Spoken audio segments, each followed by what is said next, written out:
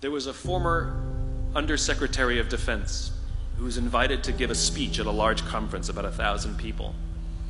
And he was standing on the stage with his cup of coffee and a styrofoam cup, giving his prepared remarks with his PowerPoint behind him. And he took a sip of his coffee and he smiled and he looked down at the coffee. And then he went off script. And he said, you know, last year I spoke at this exact same conference. Last year I was still the Undersecretary. And when I spoke here last year, they flew me here business class. And when I arrived at the airport, there was somebody waiting for me to take me to my hotel. And they took me to my hotel and they had already checked me in and they just took me up to my room. And the next morning I came downstairs and there was someone waiting in the lobby to greet me and they drove me to this here same venue. They took me through the back entrance and took me into the green room and handed me a cup of coffee in a beautiful ceramic cup. He says, I'm no longer the Undersecretary. I flew here coach. I took a taxi to my hotel and I checked myself in. When I came down the lobby this morning, I took another taxi to this venue. I came in the front door and found my way backstage, and when I asked someone, do you have any coffee? He pointed to the coffee machine in the corner, and I poured myself a cup of coffee into this here styrofoam cup.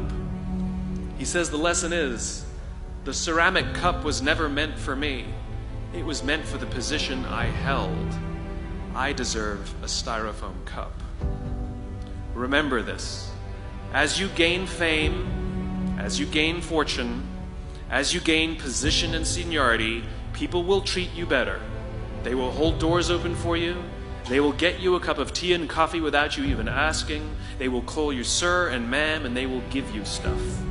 None of that stuff is meant for you. That stuff is meant for the position you hold. It is meant for the level that you have achieved of leader or success or whatever you want to call it. But you will always deserve a styrofoam cup. Remember that. Remember that lesson of humility and gratitude. You can accept all the free stuff. You can accept all the perks. Absolutely, you can enjoy them. But just be grateful for them and know that they're not for you. I remember getting off the Acela. I took the Acela from New York to Washington, D.C. And I got off the train like everybody else. And I was walking down the platform like everyone else. And I walked past General Norty Schwartz, who used to be the Chief of Staff of the United States Air Force, the head of the Air Force. And here I did, you see a guy in a suit schlepping his own suitcase down the platform just like me. And just a couple months ago, he was flying on private jets and he had an entourage and other people carried his luggage. But he no longer held the position. And so now he got to drag his own suitcase. And never did it sort of remind me more that none of us deserve the perks that we get. We all deserve a styrofoam cup.